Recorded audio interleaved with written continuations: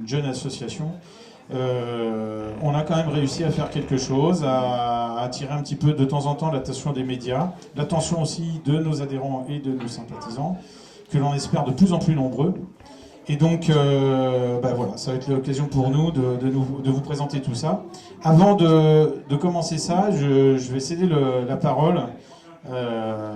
Moi, je vais le qualifier de parrain. C'est notre parrain à nous, puisqu'il était déjà présent l'année dernière à la soirée de lancement de Place d'Armes Île-de-France. Donc, je vous demande d'applaudir le général Coustou.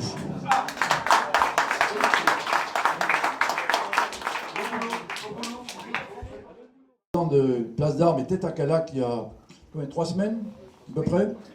Je me suis exprimé au nom d'une autre association parce que j'ai un képi mais beaucoup de casquettes. Alors, il y a 4 ans, j'ai signé la lettre ouverte contre le pacte dit de Marrakech pour des migrations ordonnées, etc. etc. C'est-à-dire que on veut répartir les migrants sur la planète de façon sûre et ordonnée. Le projet Horizon consiste en ce que 70 familles on appelle ça des migrants, soient installées au cœur de Calac. Et ça correspond exactement au projet du président de la République qui a évoqué il n'y a pas longtemps une transition démographique. Suivez mon regard. Alors, une richissime milliardaire, Madame Cohen, qui connaît Calac de loin, paye. Alors, au départ, c'est un très beau projet. Par exemple, à Madagascar, ils sont allés aider des gens qui étaient dans le besoin, qui étaient dans la peine, sur place. Madagascar, qui fut, n'est-ce pas Marie-Hélène, le grenier à riz de l'océan Indien. Aujourd'hui, c'est un des pays les plus pauvres du monde. Comme l'Algérie, au moment de l'indépendance, était le 2e pays le plus industrialisé du continent africain, on voit aujourd'hui ce qu'elle en est. Donc la colonisation, effectivement, on pourrait disserter sur la colonisation, crime contre l'humanité. Je passe. Sauf qu'aujourd'hui, pour des raisons idéologiques, les gens qui voulaient faire du bien à l'extérieur veulent aspirer un maximum de population pour nous métisser, créoliser, etc. Alors, l'enjeu, chers amis, c'est un enjeu de civilisation. Et je vais en dire quelques mots, car les gens qui viennent chez nous, d'abord n'ont pas forcément envie de venir vivre chez nous, ne parlent pas le français forcément, n'ont pas les mêmes mœurs, les mêmes coutumes, la même civilisation. Ce sont généralement des populations musulmanes. Est-ce que ce système, ce n'est pas une religion, ce système socio-politico-culturel est compatible avec notre système? Je dis non.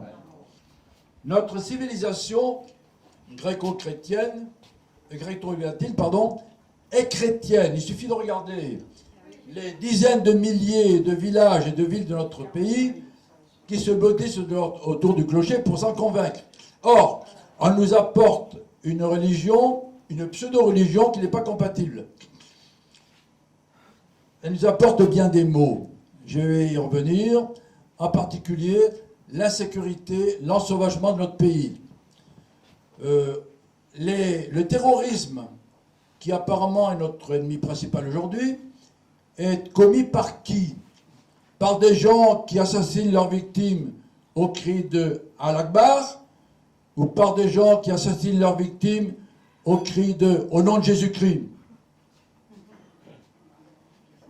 Voilà. Alors, nous avons un problème, c'est un enjeu de civilisation, c'est notre survie même qui est en jeu. Le danger, il vient de l'extérieur et de l'intérieur. L'extérieur, pourquoi? C'est simple à comprendre. L'Afrique, aujourd'hui, compte 1,140 milliard. Dans 30 ans, elle comprendra 1 milliard de plus d'individus. Aujourd'hui, l'Afrique n'arrive pas à nourrir ses habitants. Dans 30 ans, qu'en sera-t-il? Il n'empêche que chez moi, je reçois des haricots verts qui arrivent directement du Kenya. Bon, il faut être clair. Alors, si la France accueille quelques dizaines de millions d'habitants venant de ce continent, rien ne changera pour l'Afrique, mais tout changera pour la France. C'est là l'enjeu majeur. Et la France ne doit pas perdre sa francité, son identité, sauf à ce que tout le monde soit perdant. Nous d'abord, ceux qui vivent chez nous et ceux qui nous regardent.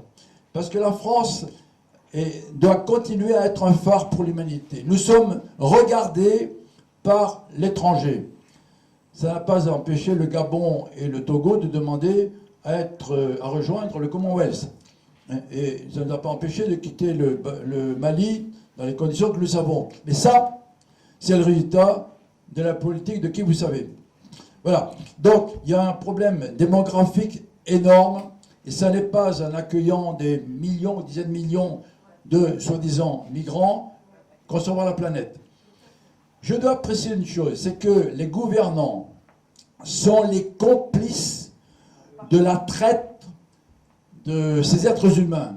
C'est un trafic d'êtres humains. Un exemple. Dans l'île de Lesbos, au nord de la Grèce, il y a un camp de personnes déplacées.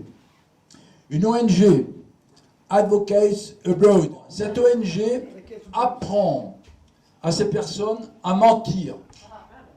C'est-à-dire qu'on leur dit, toi mon gars, tu es musulman, tu vas dire que tu es catholique, tu vas dire comment tu pries, tu vas dire quelles sont les grandes fêtes. Donc on leur apprend à mentir pour passer les contrôles et venir chez nous en fraude. J'ai des chiffres, mais je ne vais pas m'étendre là-dessus. Tous les gens qui viennent chez nous ne sont pas des réfugiés pour raison de guerre ou des problèmes de politique. Ils viennent chez nous pour des raisons économiques. On ne peut pas reprocher à des gens de venir chez nous pour trouver une vie meilleure. Mais, comme l'ont dit messieurs Rocard ou madame Cresson, ancien Premier ministre socialiste, on ne peut pas accueillir toute la misère du monde. Voilà. Donc il y a un trafic d'êtres humains avec une fallacieuse humanité de façade, car chaque année, il y a des centaines ou des milliers de gens qui se noient en Méditerranée. Il faut être clair. Alors, le danger est également intérieur. C'est l'ensauvagement. Je l'ai déjà évoqué. Cette pseudo-religion n'est pas compatible avec notre système. C'est bon. Formation survie, formation topographique, formation résilience. C'est-à-dire qu'il se passe quelque chose à Paris, vous êtes seul dans votre coin, vous pouvez plus... c'est le maximum de ce qu'on peut penser, mais ne souhaitons pas que ça arrive. On va préparer des chemins pour aller soit chez moi, soit chez Jean-Patrick, soit chez Jean-Louis, des chemins d'accès pour avoir une base arrière, protégée. Donc on va essayer de préparer ça cette année, de nous former un peu déjà à notre condition physique, parce que vu notre âge, il va falloir voir qu'est-ce qu'on est capable de faire. Et puis vous former à la topographie, à la liaison-transmission avec Jean-Pierre, qui sont des transmetteurs, parce qu'il faut penser que demain, il n'y aura plus de liaison téléphonique. Donc comment on se joindra, comment on va communiquer. Donc on va mettre en place des réseaux de communication. Voilà, oui, à part les pigeons, oui. Et on mettra en place des mesures, on va préparer quelque chose pour pouvoir être en contact les uns avec les autres. Le maréchal de Saxe avait créé, c'était un maréchal qui s'était battu et gagné la bataille de Fontenoy au XVIIIe siècle, et il avait un régiment personnel avec une lettre de mission par le roi, et il avait dans son régiment une unité qui est d'ADA. ADA. Je ne sais pas si vous savez ce que ça veut dire, ADA. C'était que des Noirs, que des Africains ou des Antillais, et ADA veut dire Africain ou descendant d'Africains. Donc, pour ceux qui sont dans la région, vous pourrez aller visiter le château du maréchal de Saxe. Il y a un très bon restaurant à côté également. Et déjà, au XVIIIe siècle, il y avait des Noirs qui travaillaient pour l'armée française. Les anniversaires, c'est d'autant plus important que c'est un moment où la famille se réunit Et ce que je vois en vous ici rassemblés, c'est une famille, une vraie famille. C'est-à-dire ce que je ressens ici entre vous, c'est cette fraternité qui manque d'ailleurs terriblement aujourd'hui dans la société française. C'est pourtant quelque chose qui figure sur notre blason et c'est quelque chose qui se perd. Moi j'ai vécu toujours cette fraternité dans la rue quand j'ai rejoint les Françaises et les Français qui se souvenaient que le mot français vient du mot francus en latin qui signifie l'homme libre. Et j'ai toujours vécu cette fraternité dans la rue parce que finalement dans les contextes aujourd'hui qui sont ceux du paraître ou ceux de, j'allais dire, de l'obéissance aveugle et de la soumission, on perd le sens de la fraternité. Finalement, le sens de la fraternité, on le retrouve surtout lorsqu'on résiste. C'est ainsi. Et de tout temps, notre pays a retrouvé sa fraternité dans la résistance. Et aujourd'hui, cette résistance que nous symbolisons, que nous incarnons, c'est avant tout pour moi l'expression de la fraternité qui, avec la liberté, bien sûr, avec, on devrait dire d'ailleurs les libertés, et avec l'égalité, ont disparu de notre vie, enfin de notre vie sociale. On nous a ôté la liberté, les libertés que nos parents nous ont léguées au prix de leur sang. On nous a ôté l'égalité, hein, c'est-à-dire qu'aujourd'hui dans notre société, on nous explique qu'il y a des gens qui sont plus égaux que d'autres. Mais jusque-là, j'ai pas envie de dire jusque-là ça va, mais jusque-là ce sont des choses qu'on peut reconquérir, on peut reacquérir en se battant, en se mobilisant. Mais la fraternité c'est difficile. Lorsqu'il y a un déficit de fraternité dans une société, c'est difficile de retrouver la fraternité. Et je pense que ces sociétés humaines que nous formons, ces sociétés de résistance à l'oppression que nous formons, qui maintiennent en vie, en survie, ce principe fondamental de notre société qu'est la fraternité.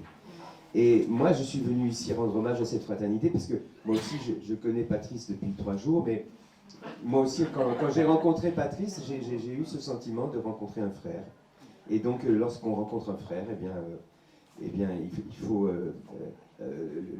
comment dire, faire vers lui le pas qu'il a fait vers vous. Parce que voilà, il y a nos frères de sang, et puis il y a nos frères de sens, hein, c'est-à-dire ceux qui partagent avec nous la vision que nous avons du monde et qui donnent au monde le même sens que celui que nous lui donnons. Donc je viens célébrer avec vous cette fraternité de sens qui est la nôtre, en espérant qu'elle fasse encore des émules et que le petit groupe que nous formons ici redevienne ce qui nous manque aujourd'hui. C'est cette sensation d'être une famille en tant que peuple français. Voilà. Et je formule le vœu que nous soyons tous ici contagieux. Voilà.